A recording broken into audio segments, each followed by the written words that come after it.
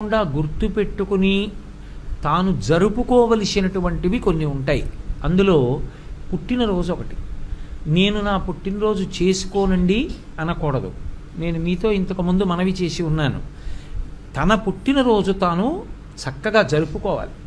ఆ జరుపుకోవడానికి శాస్త్రం ఒక విధిని నిర్ణయించి, పుట్టినరోజుని ఎలా పడితే అలా జరుపుకోకూడదు. పుట్టినరోజు జరుపుకునేటటువంటి వ్యక్తి ఆ రోజు తెల్లవారుజామున నిద్రలేచి అభ్యంజన స్నానం చెయ్యాలి. అంటే ఒంటికి నూనె వ్రాసుకుంటే అలక్ష్మి పోతుంది.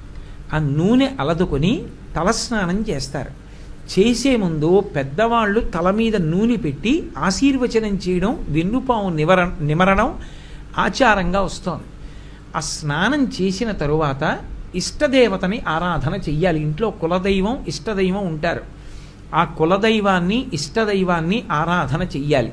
చేసిన తరువాత ఆవు పాలలో బెల్లం ముక్క, నల్ల నువ్వులు ఈ మూడు కలిపినటువంటి పదార్థాన్ని మౌనంగా తూర్పు దిక్కుకు తిరిగి కూర్చుని 3 మార్లు చేతిలో ఆచమనం చేస్తే ఎలా తింటామో అలా 3 మార్లు వేసుకుని లోపలికి పుచ్చుకోవాలి. 3 మార్లే. ఎందుచేత అంటే నల్ల నువ్వులు, బెల్లం, ఆవు పాలు కలిసినటువంటి పదార్థాన్ని 3 మాటలు పుచ్చుకుంటే వచ్చే పుట్టినరోజు లోపల ఏదైనా గండకాలం ఉంటే తొలగిపోతుంది అని. కాబట్టి ఈ 3 పదార్థములు కలిసినటువంటి దాన్ని చేతిలో వేసుకుని 3 మార్లు పుచ్చుకోవాలి. పుచ్చుకున్న తర్వాత 7 చిరంజీవులు ఉంటారు. అంటే వాళ్ళు పుట్టుక చేతనే చిరంజీవిత్వాన్ని పొందారు. ఇంకా కొంతమంది చిరంజీవిత్వాన్ని సాధించుకున్న వాళ్ళు ఉన్నారు. సాధించుకున్న వాళ్ళు కాదు, పుట్టుకతో చిరంజీవులైన వాళ్ళు. అశ్వత్థామ, బలి, వ్యాసుడు. అశ్వత్థామ, బలి, వ్యాసో హనుమాంశ్చ విభీషణ. హనుమంతుడు, విభీషణుడు, కృపాచార్యుడు, పరశురాముడు. వీళ్ళ 7 కూడా సప్తైతే చిరజీవిన, పుట్టుకతైచి చిరంజీవులు.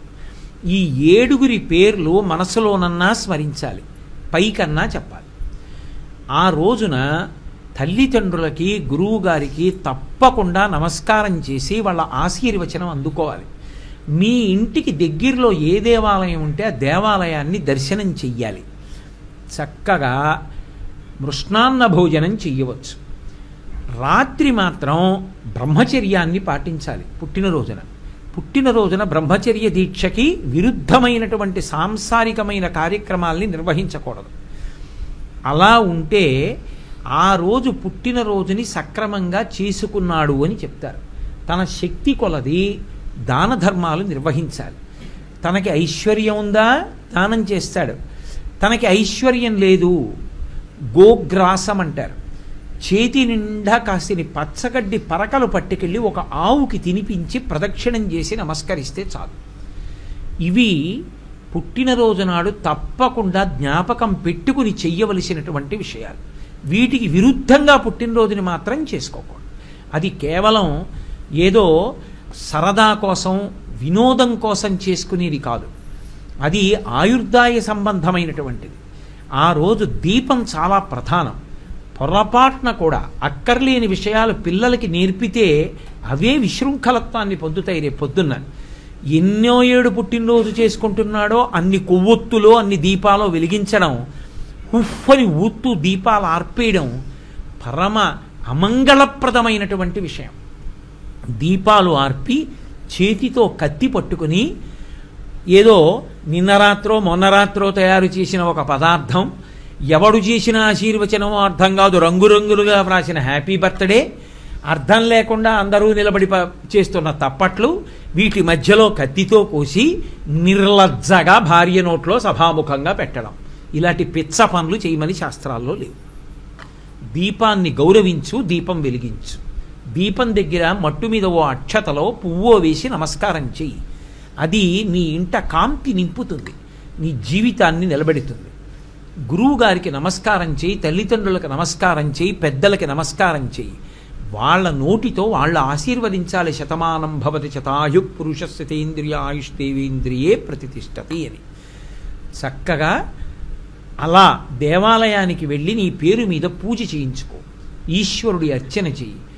అపమృత్యు దోషం కబళించకుండా ఉండడానికి నల్ల నువ్వులు, బెల్లం, పాలు, ఆవు పాలతో కలిసినటువంటి పదార్థాన్ని 3 మాటలు స్వీకరించు. సప్త చిరజీవుల పేర్లు మనసులో స్మరించడం లేదా పైకి చెప్పడం. ఒకవేళ నీకు చేత కాకపోతే కనీసం అది గుర్తున్న వాళ్ళతో ఎవరితోటో అనుబంధం ఉండాలి, వాళ్ళని సంప్రదించైనా చెప్పు. లేదా కనీసం వ్రాసుకో. అక్కర్లేని విషయాలు ఎన్నో వ్రాసుకుంటాం. వ్రాసుకుని జ్ఞాపకం పెట్టుకుని నీ పుట్టినరోజు నాడు, నీ ఇంట్లో వాళ్ళ పుట్టినరోజు నాడు ఆ 7 పేర్లు చెప్పుకోవాలి. అది పుట్టినరోజు చేసుకునేటటువంటి విధానం.